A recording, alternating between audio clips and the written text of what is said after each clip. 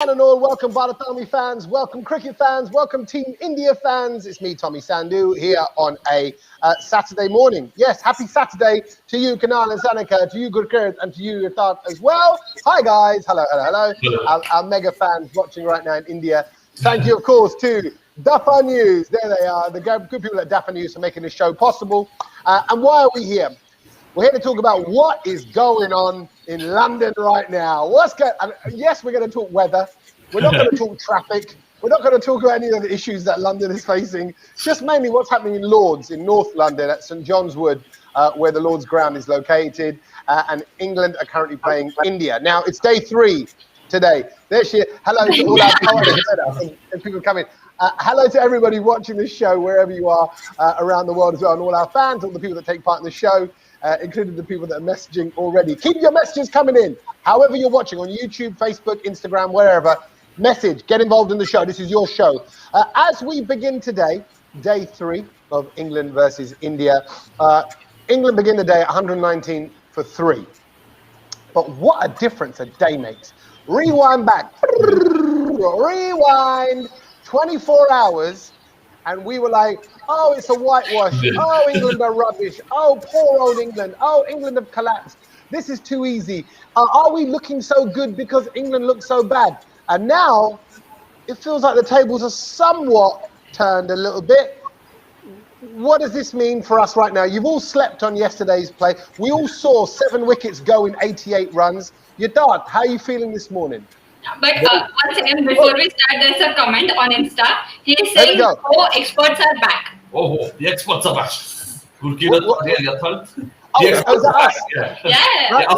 Yeah. I think they're talking more about you guys there, being the experts there, because I'm learning from you guys. And this is what it's about, actually. It's the fan experts. It's not the commentator experts. It's not the typical people. This is us talking about how real fans are talking. What's going on? Do we need to be concerned about 7 wickets in 88 runs? We're all going on like, yeah, we've won the series. But come on, it's a long way to go, Yathat. Well, yesterday's day was quite interesting. On day 1, we saw India dominating. But, that's what Test cricket is. The game can change anywhere and any around. So, yesterday what we saw, 2 wickets in just 7 balls, and that just changed the whole aspect of the game. So we were looking a score above 400, and even someone mentioned maybe 500. So that didn't even happen. We just collapsed in 90 runs. We couldn't add it even 100 and with the 7 wickets. So that's what was not expected. But in Test cricket, you generally take that. So I think I believe that we were not in the right aspect to play the day. We could have. Either we should have showed a lot more of patience, especially KL and Ajinkya, because you did not wanted to have a start like that. You are already ahead in the game. You would like to keep on bat. But kudos to the way Pant and Jadeja played. So because if they hadn't played that manner, we could have even got all out under 325. So it was an interesting day of cricket yesterday. But today, day 3, it's called the moving day. So whosoever has the first hour, I think he would be heading towards a match on their way to victory. Yeah, I agree. Gurkurt, what did you see yesterday when you saw the you could call it, I'm going to call it a collapse. 7 wickets, 88 runs. That's a crumbling. Well, what happened there? Yeah, I think someone who needs to take a lot of blame for this is the vice captain Ajinkya Rahane, because it's not that the team has collapsed. It's not that they have lost wickets. You have to look at how the wickets have fell. Ajinkya Rahane was playing his first ball of the day, which was coming from the best opposition bowler in James Anderson, and he had already lost a wicket in the over before. He was aware of the fact that there's a long tail to follow, and despite that, the shot that he played, I don't think there's any justification for that kind of a shot. It was not even a proper shot. It was just a waft outside the 5th stump. So your most technically equipped batsman, who's also the vice captain and has played 75 test matches, needs to do a lot more than just inventing new ways to get out. And this is something that I've been tired of repeating now, that someone like Ajinkya Rahane, who's your vice captain, who's played 75 test matches, who's number 5, cannot at any point of time be throwing his wickets away. It's just most frustrating thing to watch, and I hope someone is compiling his dismissals over the last 1.5 year and shows it to him, and probably tells him that you're much better than this. You need to do better. So basically what you're saying is, Rahane, you're more of a Billy than a shed at the moment. You need to get back to being a shed. And talking of Billies, Kunal and Sanika have a Rahane figurine in their hands. They captured, this is the Rahane spirit at the moment. This but is the at the end of the day, we'll upgrade it. Yeah, but then I actually agree with Dulfiya regarding Rahane's wicket. I mean, this his form is really a big question mark right now, and more than his form, I think his confidence is a big question mark. I mean, the way he was batting didn't really seem in good touch, and a lot like 88. You mentioned 7 wickets and 88 runs, right? That's right. Yeah, it's really disheartening to watch, especially after first day when we scored a really good good number of runs. I think it was 272 or something, or 276. Which was really good, and after that we were expecting at least 100 runs, and then maybe probably losing some wickets. But then, I mean, it was really disheartening. Even 100 runs watching it, penalty, they're losing so many wickets. And again, the tail is a big question mark. Like I said previously, I will say it again. We are not expecting 50s and 100s from the tail, but at least survive in such a way that at least someone like Jadeja can score runs. And so surviving is the last thing. If you can score 10-20 runs each, that will also add up to the total a lot, and that will also be very useful for the scoreboard. And there's one comment. Yeah, go on. Yeah, I was going to ask Kunal and Sanika on that because you just touched on the tail element. Yeah. Do you not think after what happened at Trent Bridge, there was too much reliance on the tail? It's like, oh, well, it's okay because we've got the tail to come. Oh, it's okay, we've got a great tail now. Our tail's so long, our tail goes so deep. All this chat, and actually, let me. I want Gurpreet to say a few words, but Kunal and Sanika, just your thoughts on dependency on the tail when we shouldn't really be depending on the tail. Yeah, I remember Virat's statement. I wasn't sure. I read a headline as well. I didn't read that because I'm not sure if Virat really stated it or it was clickbait. But then I remember him mentioning Shardul. If he's not, then that's not really a concern since the tail is batting well now. I think one match and they just assume that the tail can bat. Again, I mean, even if they can survive for a few overs, that will be really crucial. I mean, someone like Jadeja, I feel if he bats up the order, that will also be really useful. I mean, probably Rahane can be pushed a little bit down because Jadeja, I've seen he scores, but then he has to always score considering, forget him not losing the wicket, even the non-striker shouldn't lose wickets. So he has to always think about running runs and giving the strike as well. So I think if Jadeja gets to bat a little bit for a longer time, we can score more runs, and the tail also has to really step up. I guess we should not depend on them, but they should play like they should have some runs. That's all. At least, I mean, we saw yesterday 8 runs by the last 4 batsmen, and that's really below par, like very below par. Do you want to add something? Yeah, both. Something on Jadeja and then on the tail.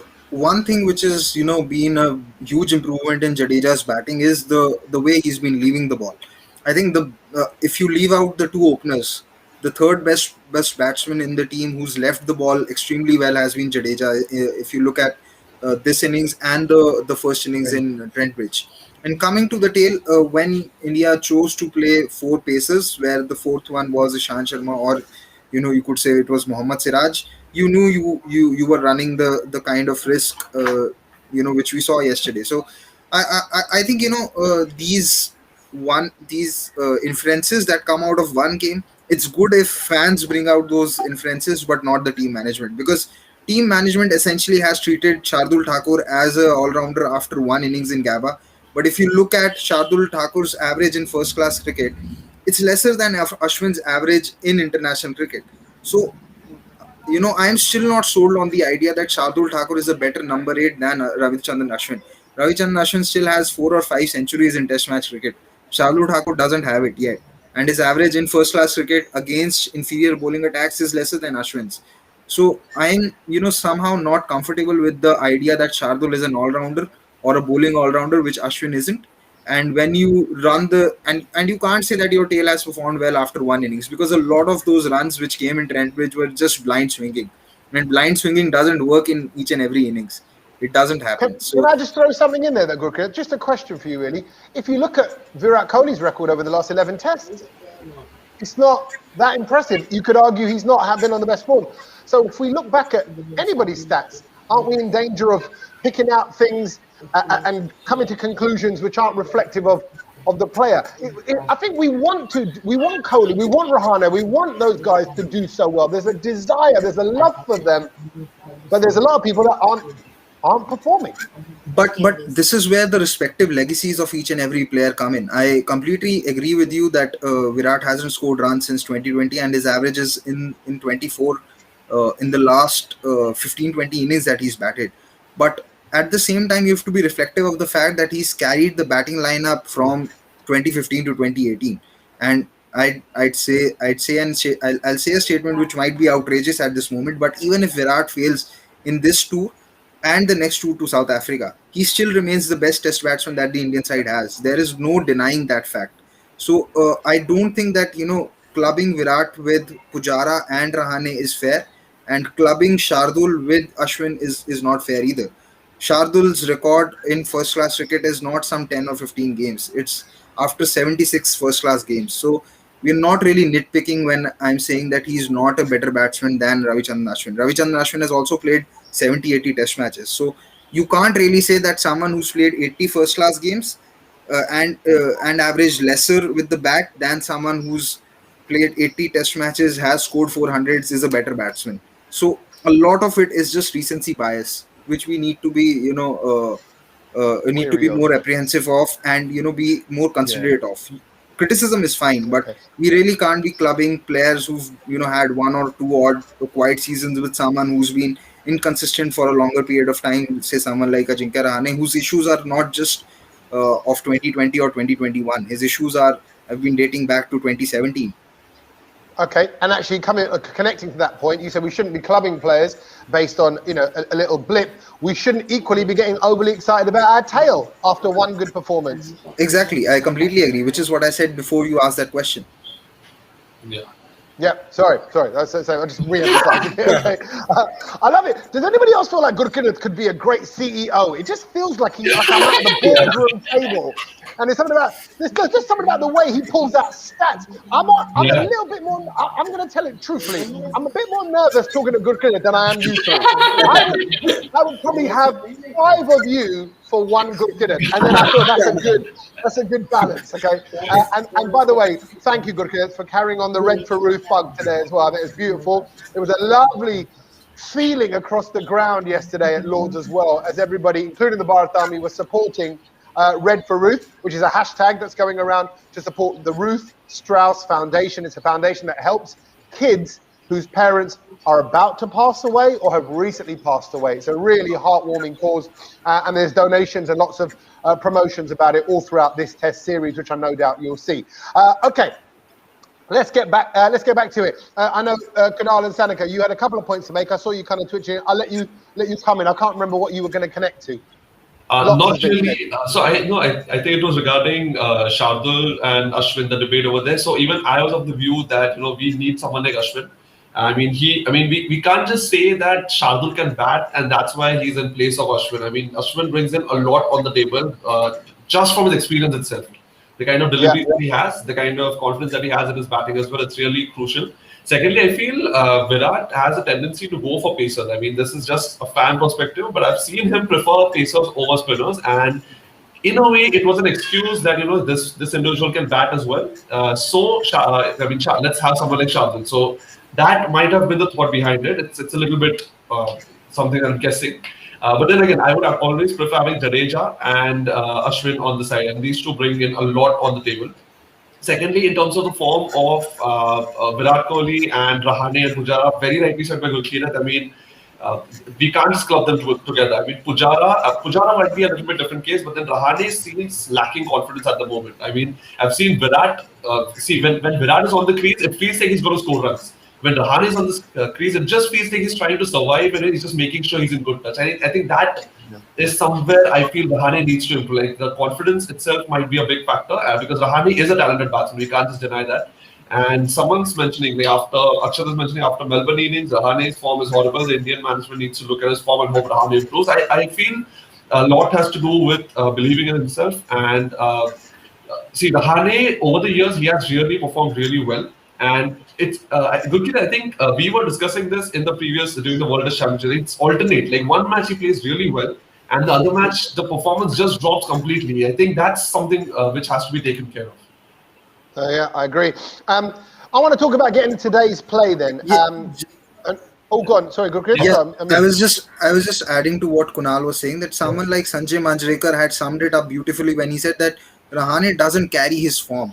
Yeah. He scored that 100, and then so when what I have now started saying is that he's the cricketing equivalent of Schrodinger's cat. You never know when he's out of form, and you Yeah. never know when he's form, because when he's form, he'll score the 100 like he did in Melbourne. Yeah. But then after that, or 10 innings before that and 10 innings before that, you'll get nothing. You will not even get a 50. So he's never in form and never out of form. I completely think so. okay, he's a free spirit doing his own thing. He'll decide on the day. It's wonderful. Yadad, let's get into today's game. We've got Root still in at 48. Who's starting off the day feeling confident? Is it England or India? Well, England would be high on confidence. The way they batted yesterday, I believe they are definitely on the top of the game. They are chasing somewhere around trailing by 364 on the start of the play. But the way they are batting, I think they feel a lot more comfortable. At the time of the toss, we thought this is a pure bowling pitch. Your seamers will get a lot of help. But now, as the game started, we know the batters are getting a lot more of help. So India needs to get England out at least for like maximum for 300, or if we get out them under 250, it would be excellent. But the way they're playing, it would be really hard to get them out, because you're getting absolutely nothing from the pitch. The slips are not the edges are not carrying forward for the slip, so you need to improvise. So the plan A for India would be not leaking that many of runs, create some kind of pressure, don't give any scoring opportunity to Johnny Bairstow, because whenever Johnny Bairstow is on bat, he will look some opportunity, whether you ball anywhere, he will look something to get off the strike, or maybe hit few boundaries. So that needs to be neglected. The another thing is like bowl more number of with the seamers and create a rough for Ravindra Jadeja. We saw how he was bowling yesterday to Rory once in that pitch. So that could be another effect. And another thing which needs to be noticed is bowl more number of bouncer to the England batsmen, because that's when they get more unsettled. You can bowl all day long to Joe Root, and he will just simply play the ball on the back foot, and he can bat at ease. So we need to try something out of the box to get this England batting out, because they bat quite deep, and if they get settled, they can take the game away from India at no time. CEO, is he talking sense? Yeah, so just slight disagreement. I wouldn't really say that it was a seamer's wicket, because you saw once the sun came out, even on day one, that it was becoming easier to bat. It was nowhere the same wicket that India had encountered in Lords, be it in 2014 or be it in 2018. It does have help, but it doesn't have the same amount of seam movement. What it lacks is the seam movement, and probably the slight pace as well, where which is all the more reason for someone like Ashwin to come in, because there's variable bounce and there's slight moisture. And considering that England have three left-handers in the top eight, where Burns is one, Moeen Ali is other, and Sam Curran is other, it would made all the more sense for Ashwin to play. Maybe Burns wouldn't have reached 49 if Ashwin was playing, because we know how good he is against left-handers. So he's right about England feeling confident, but I'd still say that 250 runs are a lot of runs yet to play with, and they might be batting long, but it is still a very fragile batting lineup. Joss Butler hasn't scored a test 100 in 2-3 years. So hasn't Johnny Bairstow. So it's still mostly root or bust, and India's nemesis with Sam Curran to come in later. Yeah. Actually, talking about that, if I were England fans, I'd be thinking the same thing. I'd be thinking, actually, we've got Root and Anderson. That's it. There's nobody else really. So they're really dependent on those. I can see Bramington goes, we need Root's wicket as soon as possible. Something on Root now that he's been brought up. Root yesterday completed 2,000 runs against India, 2,000 test runs against India, which is the most he has had against any opposition. And his average while doing so is 57, which is 8 runs more than his career average. So his career average is 49. And that's not where the problem ends. The problem ends is that Joe Root has had 5 test series against India, and only one of them was his average below 45, which was the last series in England, where in 2018, which England won 4-1. And the difference is that in that series he was batting at number 3, and that was predominantly a low scoring series, and he still managed to average 35 and score 320 runs. So India is an opposition against whom Joe Root enjoys playing a lot. It's his second best average. Also, he averages the most against Sri Lanka with an average of 58, and against India he averages 51, 57. But he scored double the runs. He scored 2007 runs against India, while he scored only 1000 runs against Sri Lanka. So Joe Root will remain a worry as long as India and England play each other in test matches, whether it be today or whether it be in the test matches to come. But I still feel that India had the bowling plans right. You saw Siraj attack Joe Root's pads a lot. Ishant Sharma did the same.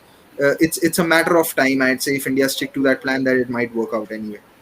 Yeah, you're right. I think Root's wicket is key. Lots of people saying that. Akshat saying that on the message as well. Says Root's wicket will open the door to England's collapse today. Come on, the Indian bowlers. This is it really. We want to see Siraj, Bhumi, and all of them stepping up and doing what they do. I know we're all going to say the same thing. We want to get some early wickets. But how? I think it's about the pace. It's about playing the right kind of balls at the right kind of times. It's about using that pitch to its best effect.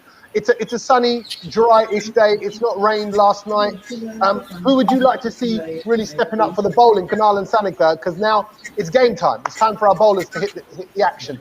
So maybe I'm concerned about the initial pressure that we built on them, because we have to understand that they are up under immense pressure with Root on the crease. I mean, if Root's wicket is lost, there's, like someone mentioned, Root's wicket will open the door to England's collapse today. So I mean, they are under pressure. Make the most of it. Be it any bowler, be it Ishant, be it Shami, be it Siraj, who picked 2 wickets. But one thing, just to add pressure, don't lose out on the DRS review. I mean, yesterday we just lost 2 reviews. I mean, one was a little bit close, but the other one was really just an impulsive decision. There's a 50% chance, let's take a review. I mean, it might work out. So I know it was for Root's wicket, so it was kind of understandable, but then still losing a review just on 50% basis. If you're sure 60-70%, that's understandable. There are odds that he might actually be out. But then the second review was really, and there was some spat between Virat and Rishabh as well after that. He kind of got upset on him. So, Gurkeerat, I actually want to know from you, Gurkeerat. I mean, can I chip in there? One second. On that review thing, we'll come back to your question.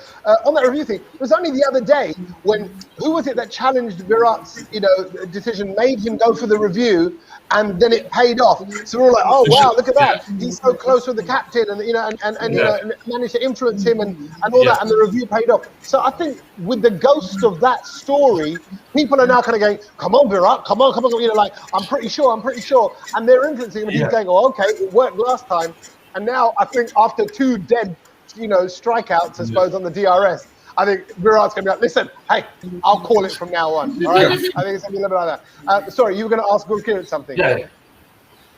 What are they going to ask? Oh no, I was asking his opinion on losing those crucial reviews at that time. Yeah, I thought one of them was genuinely a quite adjacent call, which I think should have been umpire's call. I thought that it shouldn't have been missing. The first one for sure, but the second one, I think it was just pure desperation for Root's wicket. And I think what India need to be very careful of, especially when Siraj is attacking the stumps against Root, is that because he comes wide of the crease, a lot of times the batsman's momentum after the ball has hit him will take him towards the off stump and make the impact look much more adjacent, which it might not be. So they have to be very wary of that fact as well. Because he's coming from wide of the stumps, it's going to be very difficult for the ball to hit the middle stump. It is only going to hit the leg stump and it might miss it. So that is something that they need to be very careful of. Also, like Kunal mentioned, the DRS is there to avoid the howlers. It is not there to, try your luck with it.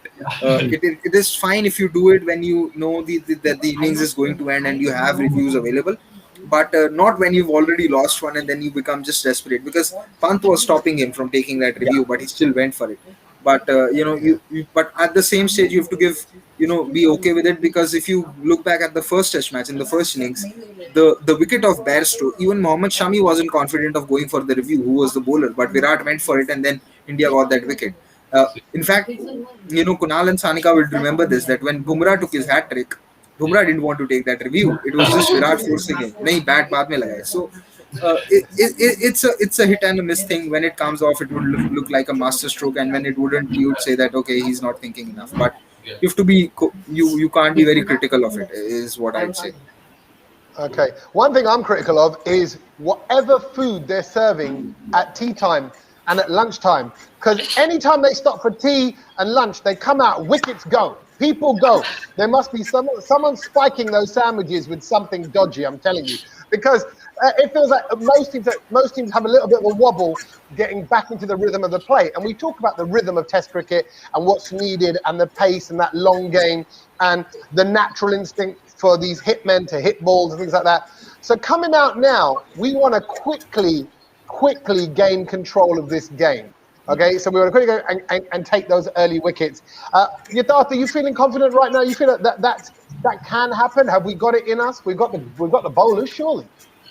We definitely have the bowling which can get the England batsmen out. Like we have got 4 seamers, and 4 seamers mean you can get the seamers all day around all the 3 sessions. So it also gives kind of a rest if 2 pacers are intact. It gives kind of a bit rest to the other pacers. When they come, they are absolutely fresh. But the key here is taking Root out. If we get Root out, you look the England batting, it's pretty fragile. You have Bairstow, you have got Butler, you have got Moeen Ali, you've got Sam Curran as well, but they haven't scored in the recent time. So the major issue is how to get Joe Root out. So India needs to be at that excellent stuff to get him out, because he loves to play against India. So first of all, when you start the play, you go with your frontline pacers, maybe Bumrah or Ishan, and get to an attacking field. The second would be, stop letting them get easy runs. You can bring in Ravindra Jadeja to stop those runs, and then even if that doesn't work, bring something like sort of a banter come in, play with their mindset, and maybe attack more of the bouncers. We know Johnny Bairstow gets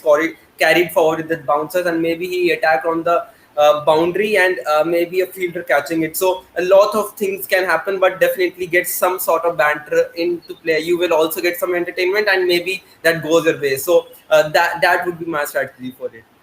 Cool. Can you guys hear him? Because there you go.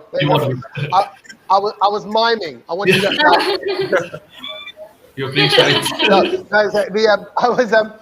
I said we want to pull out the roots. That's what we're doing. It's like a weed. We're going to grab it from the roots and rip it out and get ourselves back to back in form. He is that much of a danger man, Root. I mean, let's just give a little bit of credit where credit's due, to kind of come out and have the composure. Imagine if it was the other way around, when it was Virat Kohli and all pressure on him. This guy is really taking it in his stride. Kunal and Sanika.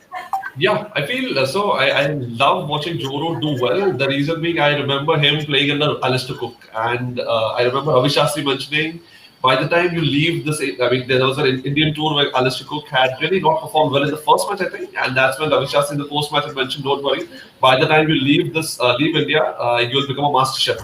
And so I remember Joe Root probably playing under him at that time, or probably somewhere around that time. But then it's really nice to see, be it Steve Smith under Michael Clark, or you look at these young players, or Virat under Dhoni. So these youngsters picked up, and now they're ruling the world. So it's really nice to watch that.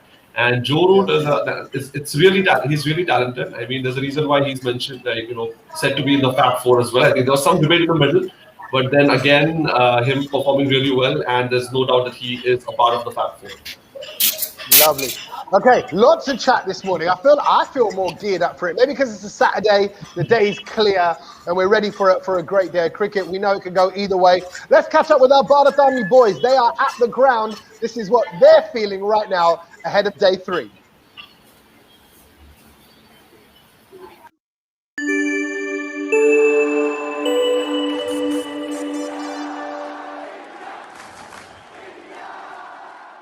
Good morning, guys. It's day number 3 from home of cricket at Lords. England batting wasn't such a great day yesterday for India, but we took a wicket in the last session just before the end of play. Ash, what are you looking forward to today?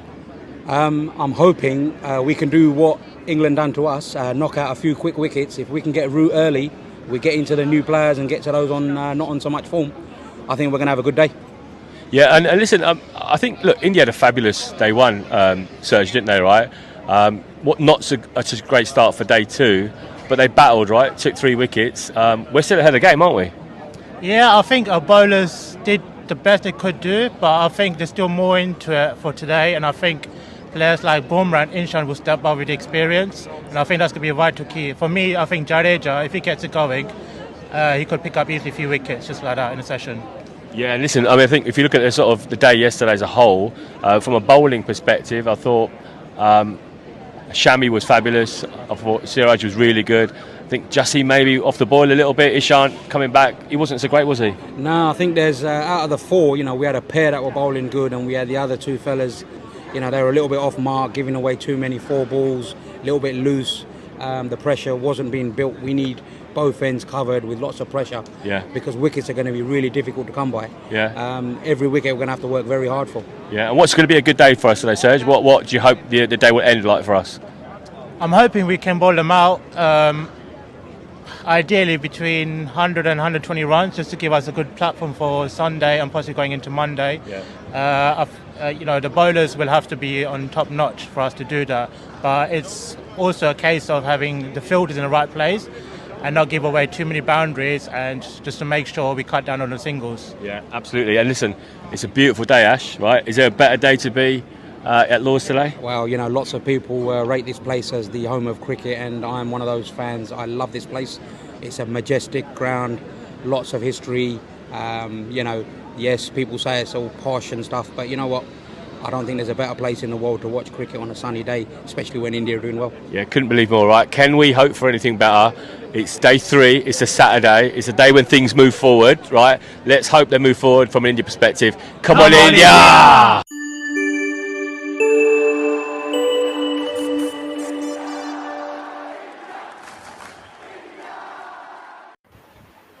We're only a little bit jealous. Sunshine, London, Lords, India versus England. It's like we should also be there. But that's why we want to bring you the little insights. And look at that. Serge was wearing shorts. That's how good the weather is in London town. Spread the word. We had summer and it came on one day on a Saturday. That's it. That's our summer. It's over. It's over now. Thank you, as always, everyone. That's it. We're not far away. Any final points? Did I miss anything from any of you wonderful people? Any CEO? Are we happy? Hopefully, Ravindra Jadeja plays a important role with the ball, because after being, let's not forget that India were docked 2 points because of the slow over rate in the last game, and yesterday also we didn't have 90 overs of play, so there's going to be that pressure as well. And I hope that Virat allows Jadeja a longish spell, because yesterday when he was bowling to Burns, you could see that Burns was struggling. Burns was struggling to rotate the strike, and you could feel that an LBW or a bat pad dismissal is just round the corner. Anytime he went for the sweep as well, the ball wasn't there for him to sweep.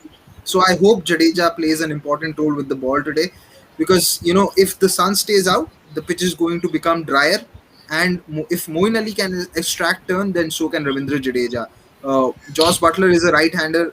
Bairstow is a right-hander. Robinson is a right-hander. Root is a right-hander. All the more reason for Jadeja to come into play and hopefully bring those LBW and caught bat pads into play, because we haven't really seen that so far in this Test series. So hopefully that also comes into play today. Final question for each of you. Who's going to take Root's wicket? Let's get some predictions, right? And we'll see who's right. You can't repeat the same thing someone else says. Even if you think someone else says it, they've taken it. Yatad, who's going to take Root's wicket? I think Shami. He bowled pretty well. I think he deserved a wicket desperately, but sometimes he also sees Shami is a bit of unlucky because he's bowling so well. He always misses the inside edge. But I think today is going to be there where Shami is going to rule. So I predict Shami to take out Root. So I can't predict who will, but I want Ishant to pick the wicket. I want Ishant to pick the wicket. I mean, I remember the previous Lord's victory when Ishant was the main man behind it. So I want Ishant to relive that. I hope Bumrah takes it. MI fan. Okay. Ishant, Bumrah, and Shami. Who did that leave for you, Gurkrit? Who's your prediction? Anyway, the other names have been named. So, but I was anyway going to go with Ravindra Jadeja because of the reasons that I had mentioned. I do feel the ball gripping today slightly, and with Jadeja's round armish pace, that might play a huge factor. Cool. Okay, lovely stuff. Great, brilliant conversation this morning. I love it. I love the passion, I love the excitement, and we're all on tenterhooks here. We're all waiting for this game to start today, for the test to start today, and see how it unveils. It is England versus India at Lords, and the Bharat Army, along with myself and our fans, will be back at the end of the day's play right here, YouTube, Instagram, Facebook. Please tell your friends. Please join on in.